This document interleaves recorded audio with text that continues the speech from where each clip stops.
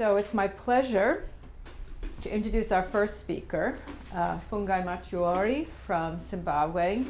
And Sophie Dupin is going to be introduced later by our colleague E.E. Miller, who is a video producer. I guess that's the right word. Videographer, producer, film producer, who is currently teaching here at the 5 colleges. Fungai, many of you have had the pleasure of meeting Fungai already. She is a communication specialist who has worked on gender, HIV, and development projects in East and Southern Africa.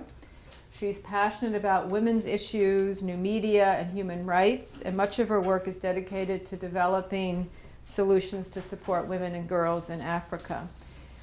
Indeed, her internationally recognized project, Her Zimbabwe, the topic of her talk today, has created a forum for women both within and outside of Zimbabwe to tell their stories, to exchange information, and to comment on the political and social struggles and successes within and outside of Zimbabwe by many of these women. And I'm not going to say much about that because she's going to be talking about it and actually showing us a video. Fungai has a master's degree from Reading University in Applied Development Studies with a dissertation that analyzed women's movements in Zimbabwe and in the diaspora. She also holds degrees in marketing, public relations, and advertising, and in journalism and media. And she was selected among many distinguished applicants to participate in the World Pulse Media Project on Voices of Our Future. And she worked on a project that looked at new media journalism and gender advocacy. So Fungai's contributions to global feminists intersects with her expertise in communications and in working through structures of knowledge production and distribution. And indeed, her participation in numerous conferences and projects dedicated to building connections through social media on topics ranging from women's narratives to research on HIV always includes a critique of the impact of social media on the representation and politics of sexuality. She has received a number of awards. I already mentioned one. She was a runner-up in the Power to Women category for her blog by the Global Youth Summit Award. She also has participated in a number of international conferences, one on the Association for the Study of Sexuality, Culture, and Society in Spain. She's also attended international AIDS conferences, and her blog, I think that was correct, her blog, the past August. Her blogger. Blog her. Okay, I always confuse the preface and suffix, but blog her. In New York. And so she and the blog, Her Zimbabwe, has really become an internationally recognized medium and mediator, I guess you could say. So I know I'm looking forward to hearing more about this project. So please welcome Fungai.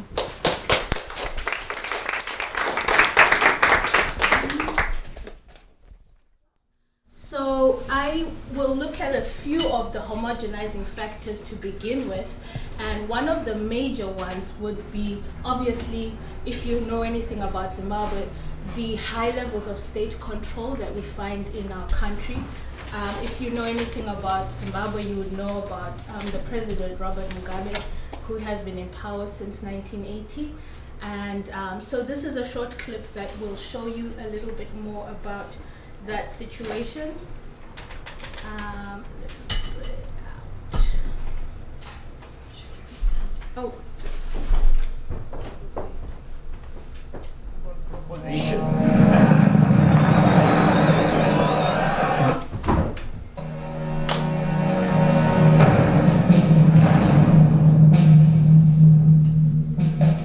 Democracy in Africa. It's a difficult proposition. Because always the opposition will want much more than what it deserves. Yesterday I fought you as an enemy.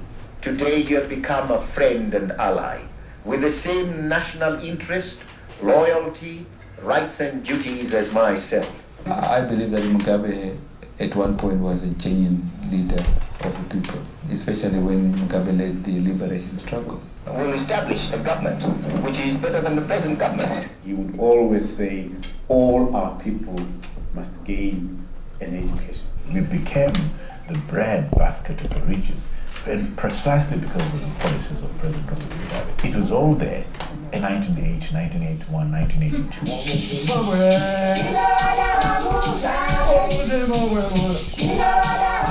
President Mugabe seems to believe that he is God's own gift to Zimbabwe. His preoccupation is just consolidating his grip of power.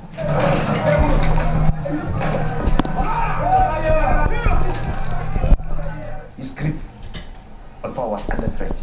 He was getting unpopular. So he had actually to take the gloves off. We are going all out now to crush them, and we'll crush them. So the man's hands are tied behind his back? Yes. Tied with wire?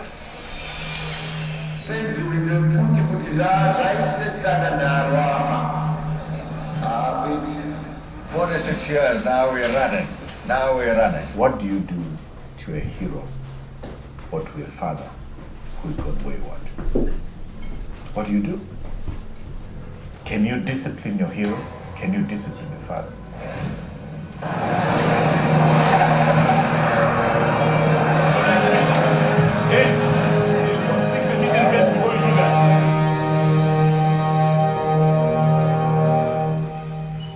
That's a short excerpt from a documentary about the rule of Robert Mugabe in Zimbabwe, and I actually have this DVD if anyone would be interested at any point in watching a full documentary. But there's lots of issues and points that are raised by that snippet that aptly locate the Zimbabwean situation. You heard at the end about the paternalistic nature of leadership in Zimbabwe, and I think it's a paternalism that you find in a lot of African countries in general. Like the last speaker said, how do you discipline a father? And this is precisely the situation you have in Zimbabwe. How do you go to a man in his 80s who has claimed this liberation struggle and said, I freed my people, and now say, well, you know what, things have changed, the times are moving on, and we need something new. And this is the kind of ownership that you find in Zimbabwe, a very strong sense of owning a period in our history, and therefore owning the nation because of that period.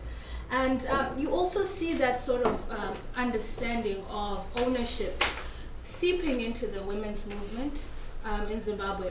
It's I wouldn't call it paternalism, I don't know if we'd call it maternalism, but then it's this kind of strand of ownership. And it's a similar strand emanating from the same era of how post-colonial or during colonial times people took up arms and freed the country.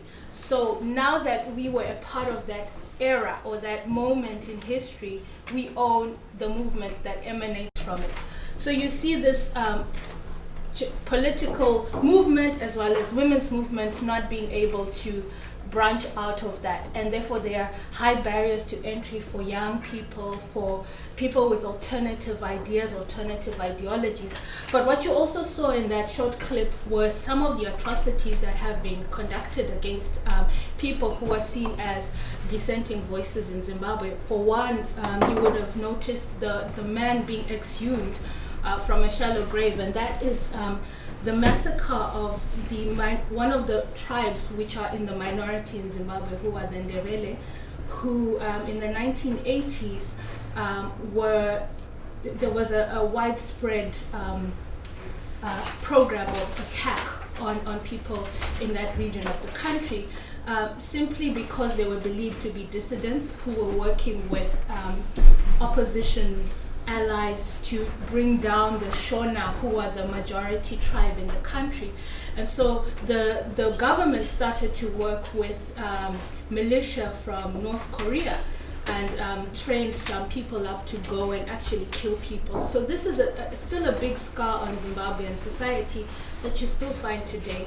A lot of separation of the tribes and poor efforts at reconciliation, because that moment of terror has been qualified by the president as a moment of madness. He never apologized about it. He just simply said it was a moment of madness and expected the country to move on. But you also see, I think you noticed a white couple saying 46 years on this land and now we're nowhere. And that is also turning on the white farmers in Zimbabwe who were forcibly removed from their land at a time when it was obvious that the opposition was growing and that the white farmers were joining in the opposition to the state and to Robert Mugabe's reign. So they also lost their land and some their lives in the early 2000s. So you see those kinds of factors coming into play in the Zimbabwean post-colonial, post-2000s era, where there's almost, we can call it anarchy. It's just complete state control and suppression of voices. But also at the same time, you have paternalism, which then translates into patriarchy on the ordinary person's day-to-day understanding of life. You still have a very strong sense of patriarchal domination and dominance, and this kind of women as second citizens or kind of minors in society. So those are the problems and the homogenizing factors that you get. But at the same time, you start to see resistance. And I think that's the natural way of life, that with any kind of complete control over issues and an environment, you start to see a robust reframing of issues and a reframing of self. And so this is kind of what I'm going into now. I'm going to focus a little bit more on media examples and mediated examples because those are going to feed well into what I'm talking about with Her Zimbabwe. And I'm going to start, there was a reading handed out on my behalf before this talk, and it was about a young woman called Makosi. And she participated in Big Brother, which is the reality TV show in the UK version of it. And she had just immigrated to the UK. This is a time in Zimbabwe of mass upheaval and turmoil. People are leaving the country in their thousands, hundreds and thousands, and eventually millions. And so you have this growing diasporic community in the UK, and this nurse by the name of Makosi, who goes into this house and challenges everything about Zimbabweanness. And so this is Makosi. Right. Just want to say, Makosi, whatever, you were an amazing housemate. I loved watching you. As much as these guys may be doing now, they loved watching you. Here are your best moments.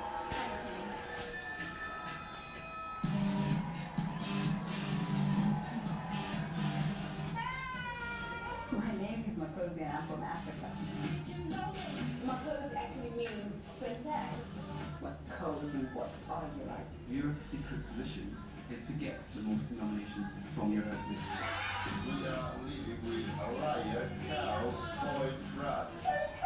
I really love Cherry. I deserve Cherry Tango. It won't open. I come out of a royal family, and I'm a lady. I love sex. I sleep sex, I talk sex, I eat sex, I shoot sex. That's Makosi. He's got a massive booty. I'm a bitch and he's a dog. She wants to be seen as fearless. Do you want to see a cat fighting you? She's ended up looking bloody stupid. Fuck off! Never speak bad about me behind my back. Fuck on that! I can listen! I'm not trying to get to it. I can be nasty. I'm not here to appeal to anybody. I'm just here to be Makosi. Tuesday. What are your fondest memories of your head? When we had a little dance in the garden.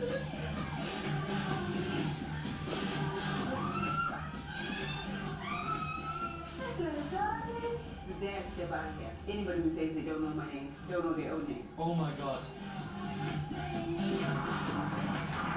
If I walked out of here without a friend, I would not kill myself. But I'm glad I have made those friends.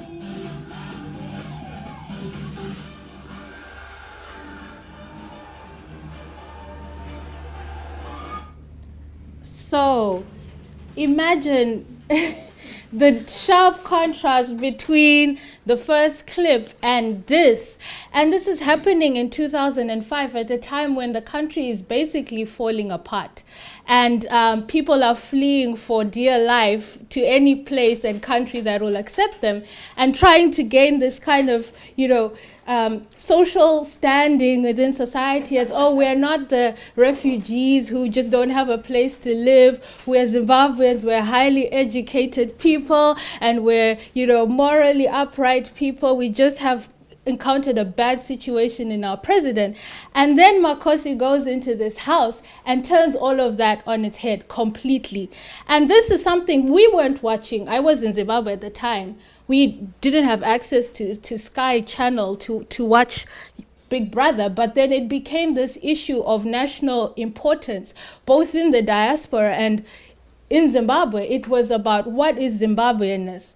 How dare that woman go and represent our country? This is just absolutely ridiculous and disrespectful to our nation. And you have these big discussions about how maybe she's not even Zimbabwean. Her surname doesn't sound quite Zimbabwean. Her parents probably passed through Zimbabwe on their way to Zambia. And this kind of understanding of her as we can't accept her as one of us.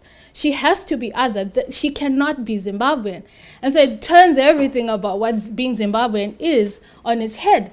But at the same time, no one's really going out at the real bad guy. It's kind of a low blow and easy target to go for the young woman who explores and expresses her sexuality in this very overt way. So, and this was started by a gentleman who's actually based in London. And he realized that there was a dearth of communication and information about what was going on from a perspective of someone outside the country, or just another way of understanding things that were happening in Zimbabwe. So he started this website called New Zimbabwe, and it was actually one of the forums that was really hard in bashing Makosi. This is where forums started to come up and people were going on and on about how she'd denigrated the Zimbabwean name. So, resistance is coming in these multiple formats. And you start to also notice a very urban, oppressed look and feel to things that are happening in the country.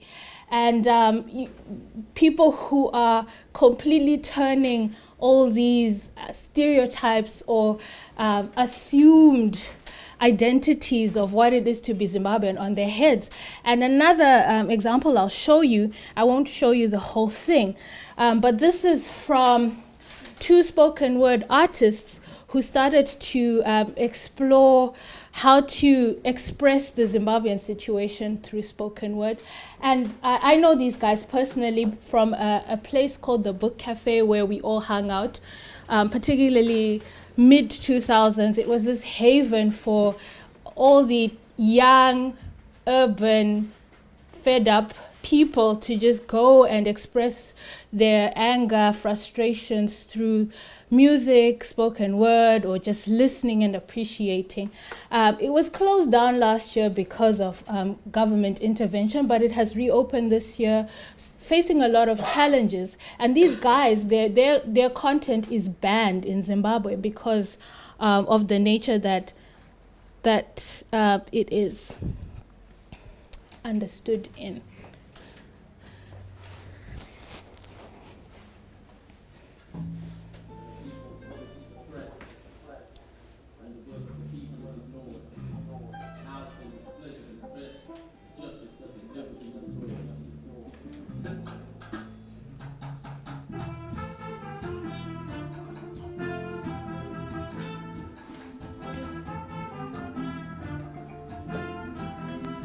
Let me try to get to a bit where they start singing.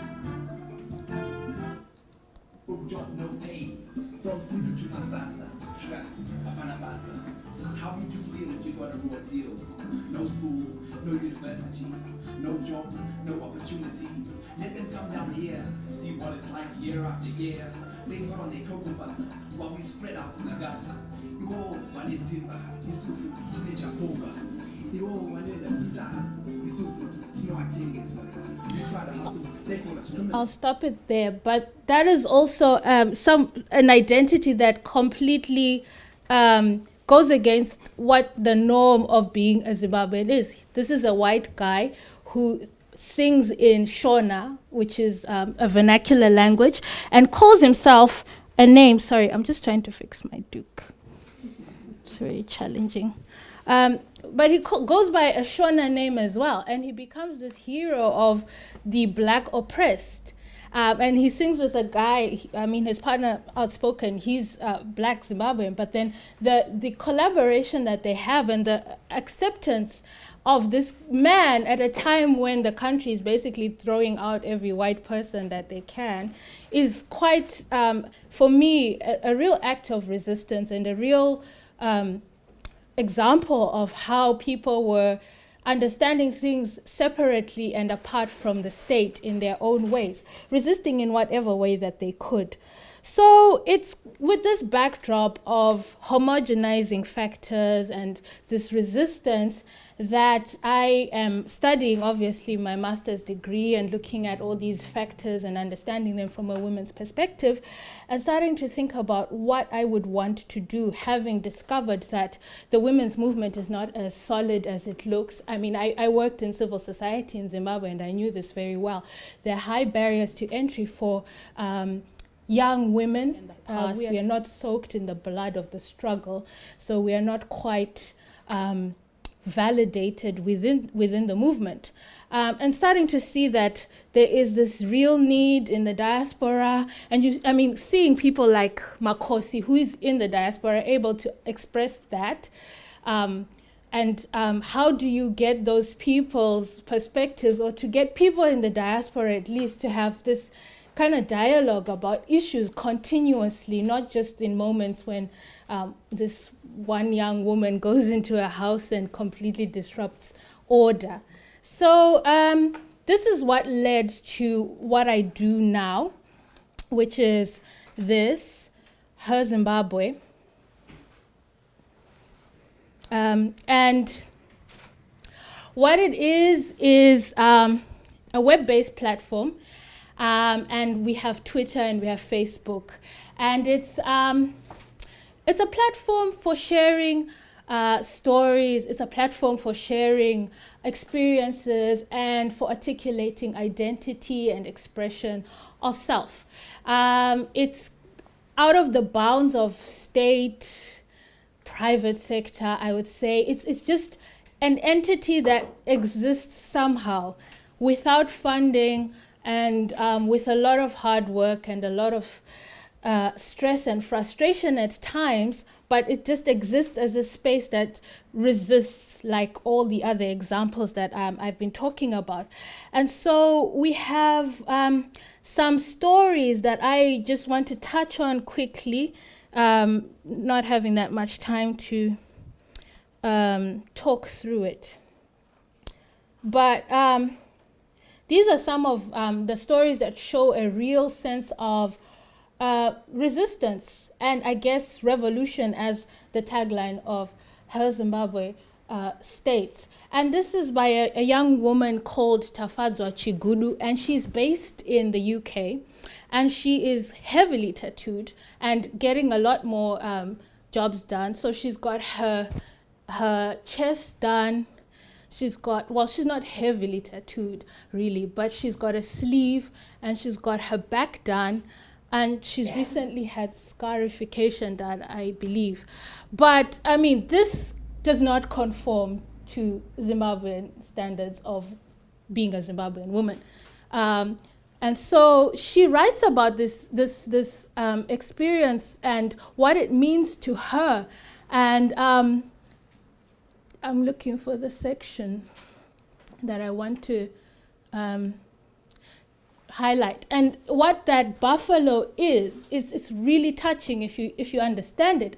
And she says, I grew up knowing I was one of the honored totem of the buffalo. In our totem, the women are royalty, never controlled by men, and instead of leaving the family when they marry, they bring the man into their fold. I was descended from beautiful, proud, strong women. And like all Nyati daughters, buffalo, I had been called the royal title Mujare, meaning princess from birth. Every room in our home had buffalo images in it, paintings and sculptures in wood. My father could never resist buying one whenever he saw one. So she talked to Damien for ages, and he unraveled my ramblings into beautiful patterns on my entire back, bringing my heart to my skin. I saw buffalo horns, flame lily petals, a shield and an unbroken circle of African angels protecting me. He even managed to disguise the blunder of my first tattoo. I loved the feeling of being under his needle, under his hands, loved talking to him as he worked and talking to the rest of the tattooists working in that space. But, when you understand her tattoos, you understand that the sleeve Shona princess rings, like she said, she's descended from a royal tribe. And then the buffalo on her chest is her totem. We all have totems in our culture, which are usually animals. So she is imprinting herself onto her skin and saying, even if I can't be home, I carry something of myself. And this is ultimately what we are trying to really do, is to get people to understand beyond the superficial and the judgmental stereotypes that we have of what it is, what a Zimbabwean woman should be and what she should look like and what she should think and do. But, we also have people who put it in very funny ways as well, which are daring and completely outrageous, but fun as well, such as Delta, who writes about celibacy. And she says, I'm one of those women who love sex, which is hardly surprising considering that I've had the good fortune of having had a steady partner with whom satisfaction was guaranteed. After nearly a decade of regular, fulfilling, and occasionally spellbinding sex, distance, circumstance, and other factors have rendered me partnerless for nearly a year now. So you get a really interesting mix of women and issues and topics discussed. Last week we had a really great thing happen because there was a celebrity in Zimbabwe who was beaten by her partner. And you will see, I think you will see it on the slide somewhere, if the slide will change.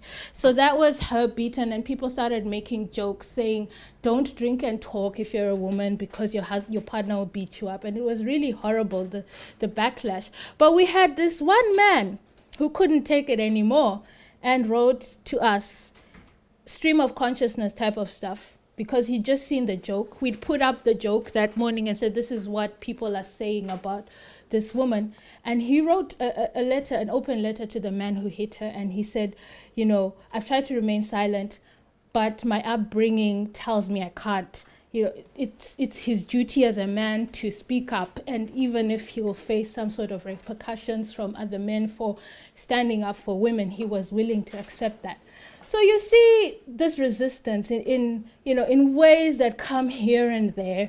And we also do some image work, trying to get pictures out to show this alternative or frame that we understand things happening around us. So this is a short slideshow of some of the stuff we do.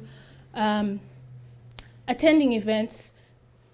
These are writers, Zimbabwean writers. She's not Zimbabwean, but it's just a really nice photo. And just trying to get word out about things that are happening. And as you will notice, this is a very urban looking and feeling sort of website, and the content also appeals to a really urban sort of audience. But why we do that is also to do with the fact that there is this urban oppressed, there is this urban silent voice, which is somehow not allowed to have a voice because everything has to be about the really rural woman who needs the most help and the most agency and the most resources. But we're saying there's also stories out there of these women who want to just share their lives.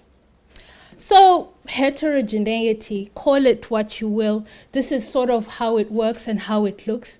But I am also willing to look at how homogeneous this heterogeneity still is. So let the slideshow end. It's about to end, I think. But yeah, okay.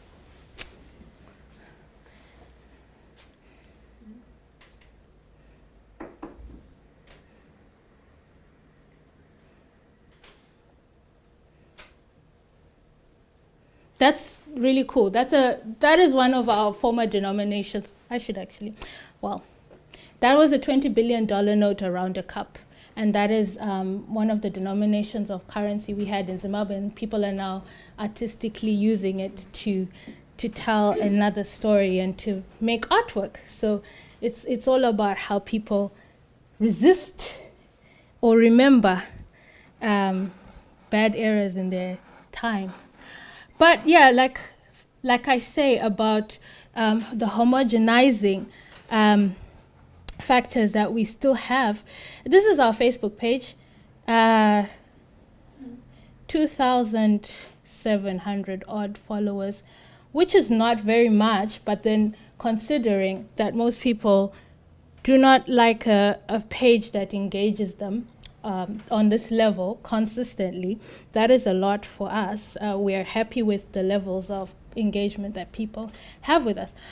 I want to show you the likes analysis on our page. And you will find very, very starkly that of our 2,700 odd people, we have 1,063 from Harare, which is the capital city of Zimbabwe. And then the next highest is London, 138. And then Johannesburg, 135. Bulawayo. This is the region I was telling you about where people have been massacred in the past. Can you imagine that a whole country of Zimbabweans in London and Johannesburg have more followers on Her Zimbabwe than a city in Zimbabwe?